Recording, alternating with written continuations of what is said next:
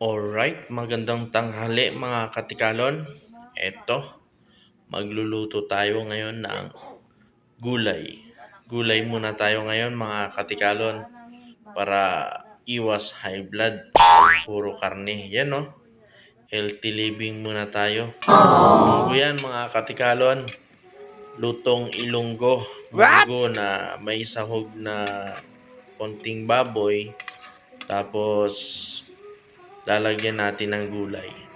Yun no. Wow! Ayos. Malapit na maluto mga katikalon. Ang sarap niyan. Yan pala yung tira ko nakaraan sa lechon kawali ko kaya sinahog ko na, sayang.